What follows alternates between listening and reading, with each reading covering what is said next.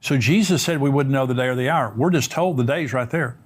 We are told exactly the timeline right there. So if you're alive during the tribulation, there is no imminency whatsoever. When you see the abomination of desolation, the entire world is going to see it all at the same time. According to Revelation 11, they're going to see the two witnesses get killed. They're going to see everything the Antichrist is doing. If you see it, you could literally take your calendar out and say, Jesus is coming right here. Welcome to the Tipping Point Show. I'm Jimmy Evans. On today's program, I'm talking about two raptures. Are there two raptures? There's a lot of confusion about, is the rapture before the tribulation? Is it after the tribulation? Are there two raptures? I'll be talking about that. I'm also going to be talking about a news article right now about Iran and Israel, the bombings that have been happening. The Islamic Jihad, Palestinian Islamic Jihad, has been bombing Israel. Almost 1,000 rockets have been fired. Probably by now there's been over 1,000. This is a great escalation now in the battle, really the war between Israel and Iran's proxies. I'm going to be talking about my opinion about what's going to be happening. That's the subscriber portion. The teaching is going out to everyone, including YouTube, but the subscriber portion of the program today, I'm talking about that. I'm also answering questions from our subscribers. These are some of the questions I'll be answering. The first is, why do some people get to make mistakes all their lives, be the worst person for decades, and then find their way to Christ? And some people die when they're still young and dumb and haven't really had a chance to figure that out. Does God already know their future, that they would never turn around, and so he lets them pass away early into damnation? Here's another question. What happens if you're pregnant during the rapture? Another question. Why does God bind Satan for 1,000 years instead of just throwing him into the lake of fire with the false prophet and the Antichrist? Those are good questions. I'll be answering those questions today. Again, this is the subscriber portion. When I talk about the news articles, when I answer questions from subscribers. If you're watching on YouTube, I want you to become a subscriber for $7 a month, $77 a year. You don't just get the full program here. You get Dr. Mark Hitchcock's podcast tomorrow. Wonderful podcast, Marking the Times. All of our articles, Q&A that goes on all week long in the news articles and things like that. So I want you to become a subscriber of endtimes.com. So the question today, this is actually a question from Becky. And I read her question, and what I wanted to do was just to unpack this fully and not answer it quickly. But here's Becky's question. Is Matthew 24 written in chronological order of events? The tribulation is mentioned prior to the verses that speak to the rapture. Reading it chronologically, it would make a good argument for a post-tribulation rapture. And Becky, I'm so glad that you asked that question, because this is something I needed to patiently talk about for a long time. And that's why I'm so glad you asked that question, so I can talk about this today.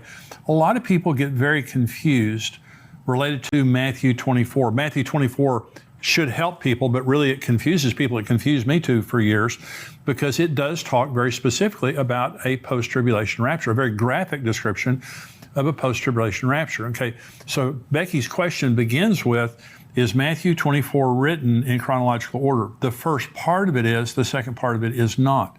Okay, so let me answer it this way. So let's go to the first part of Matthew chapter 24, and Jesus is being asked, what's going to happen at the end times? And he answers chronologically, okay, to a certain point. This is Matthew 24. Jesus went out and departed from the temple, and his disciples came to him to show him the buildings of the temple. And Jesus said, do you not see all these things? Assuredly I say, yet not one stone will be left here upon another that shall not be thrown down. Now as he sat on the Mount of Olives, the disciples came to him privately, saying, tell us, when will these things be, and what will be the sign of your coming and of the end of the age?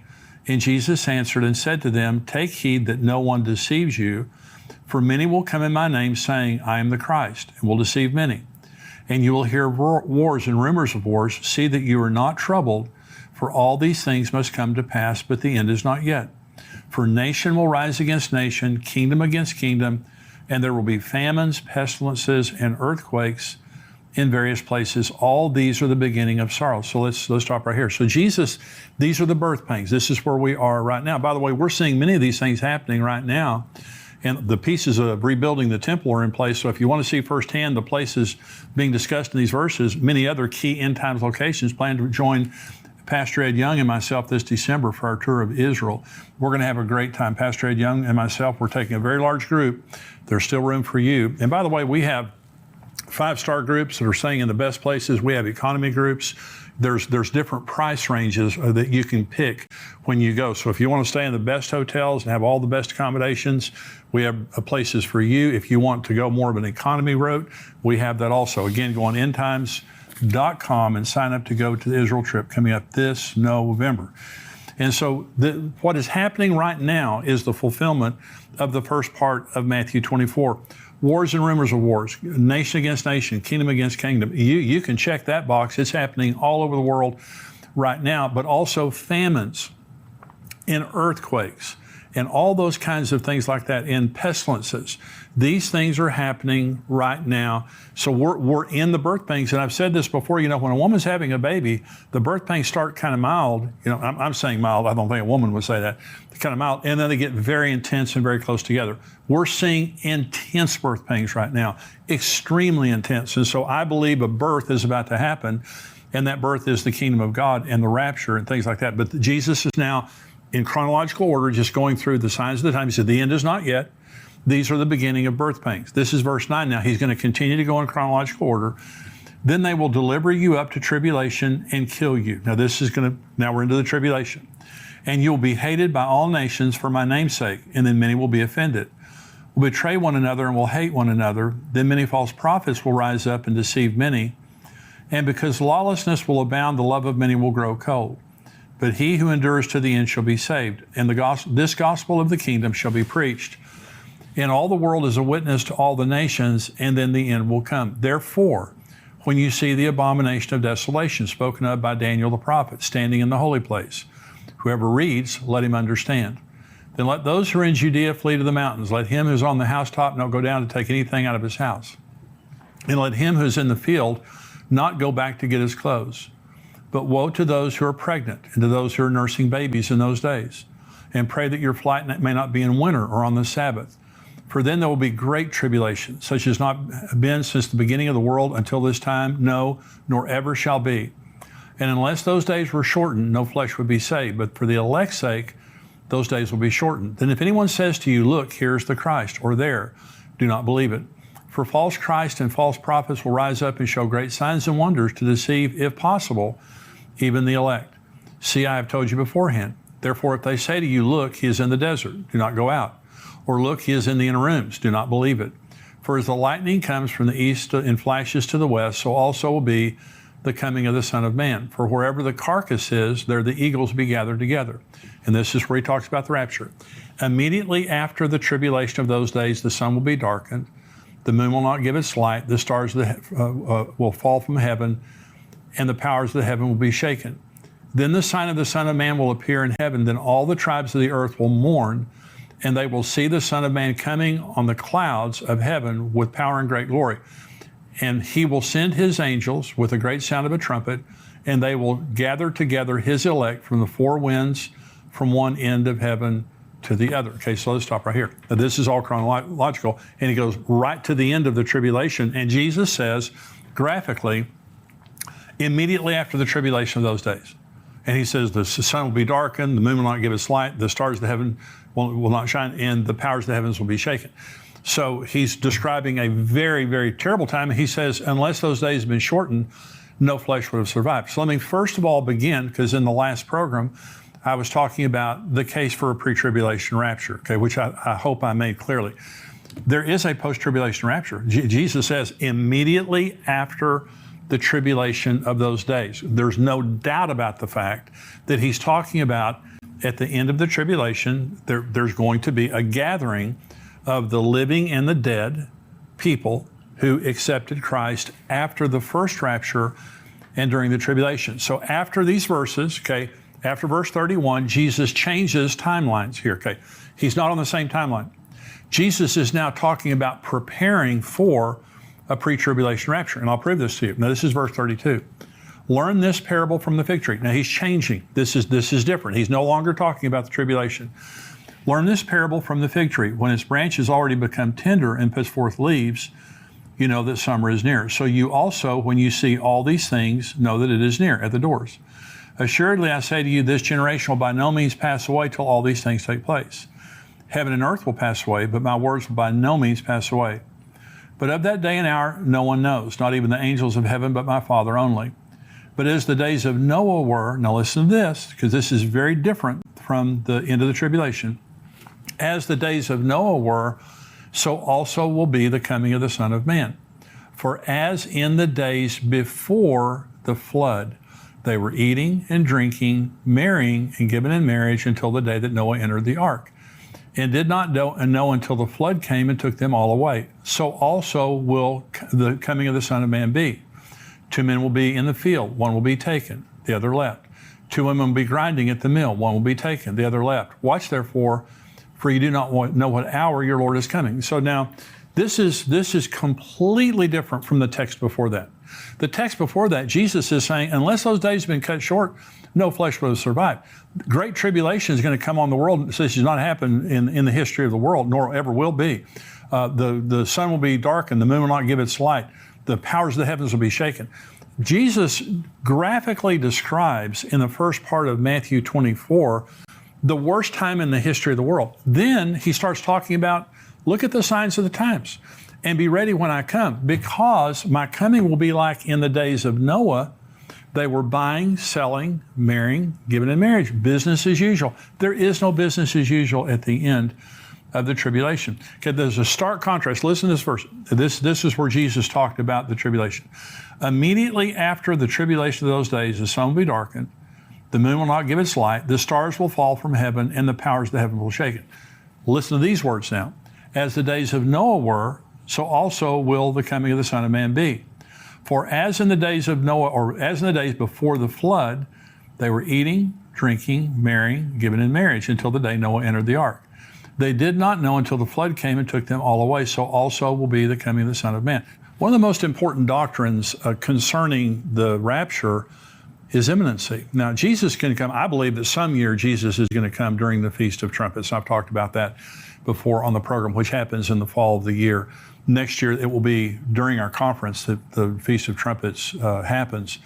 But it could happen anytime. Jesus can come anytime he wants to. But imminency is a very important doctrine. But you have to understand that when the abomination of desolation takes place, Jesus said, because some people would say there is no pre-tribulation rapture. The rapture happens at the end of the tribulation. You can actually count. Jesus said you won't know the day or the hour.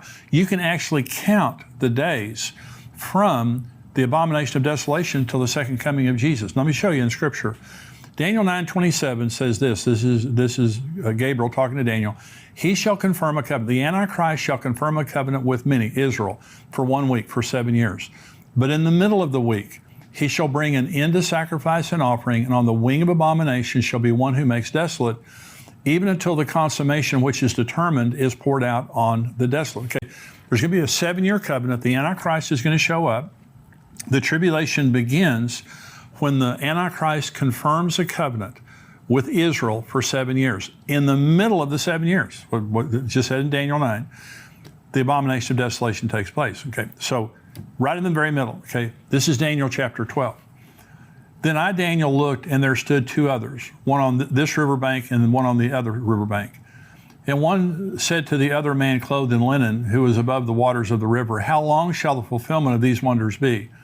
Then I heard the man clothed in linen, who is above the waters of the river, when he held up his right hand and his left hand to heaven, and swore by him who lives forever, that it shall be for a time, times, and half a time, and when the power of the holy people has been completely shattered, all these things shall be finished.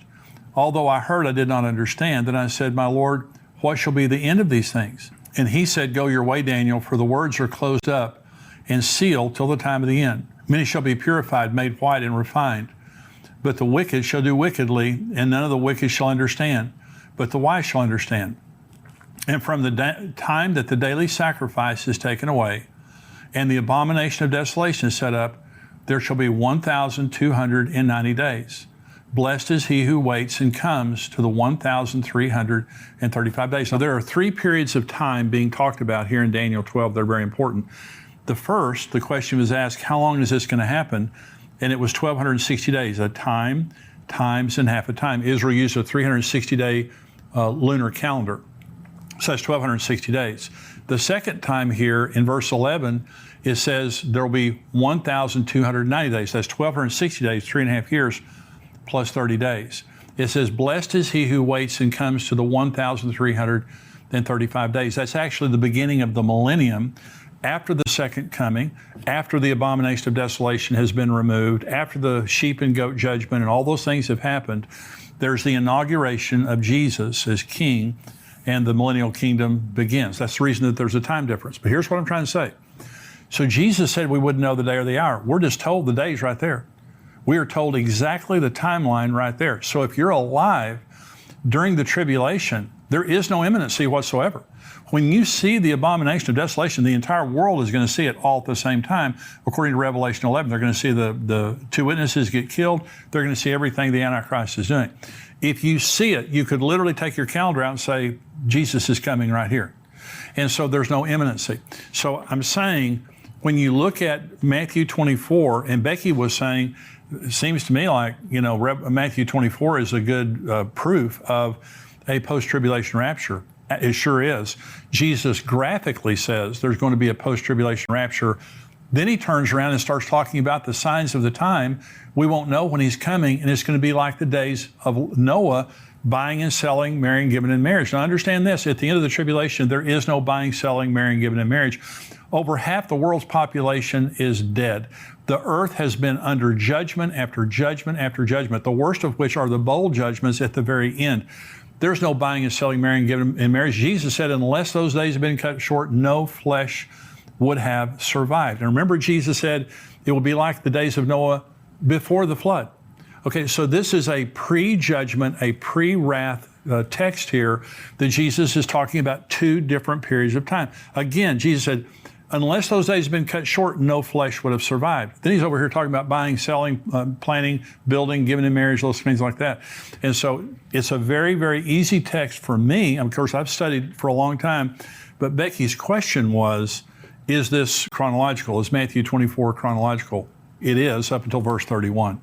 Jesus begins, when his disciples question him, he begins by talking about the birth pain judgments, all the things that will be happening up until the tribulation. Then he says, then you're going to be going to great tribulation.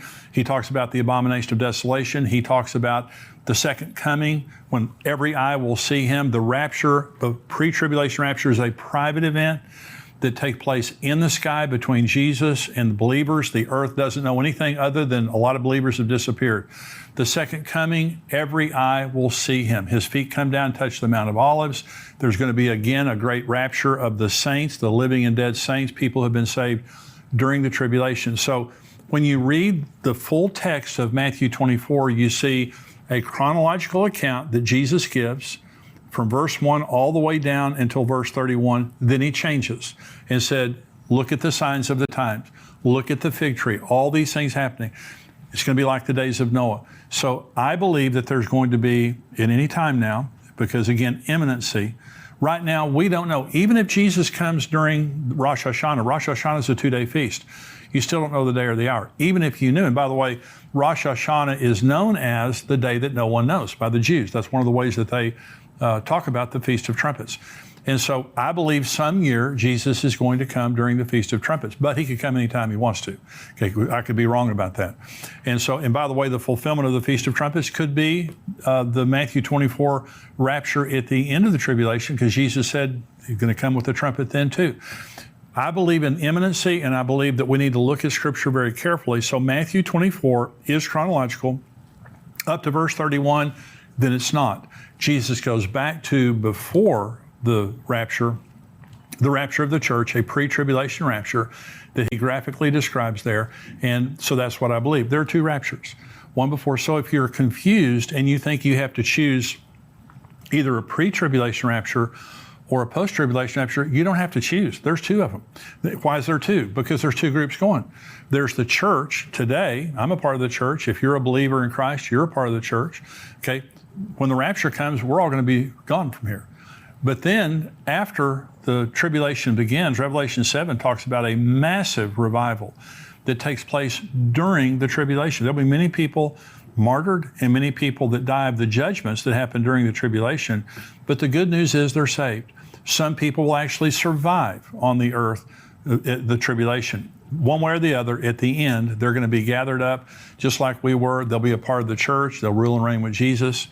for 1,000 years. And so that's what I believe. I believe that Matthew 24 is another text that very graphically describes a pre-tribulation and a post-tribulation rapture. I want you to be a part of the first group. And I want to remind you, we have the book.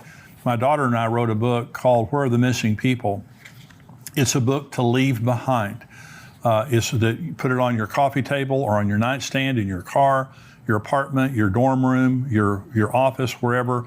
It's something that you just put there, because when the rapture happens, the number one question everyone is going to be asking is, where are the missing people? Where are these missing people? And they'll pick this book up. It'll lead them to the Lord.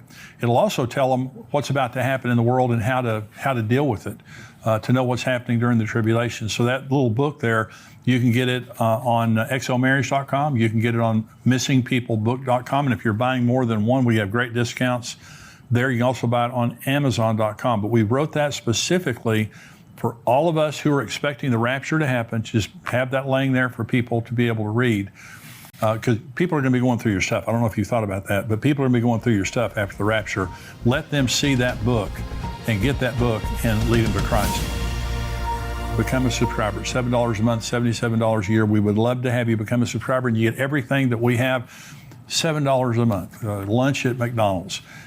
Become a subscriber. You're going to be greatly comforted and educated by the content we have.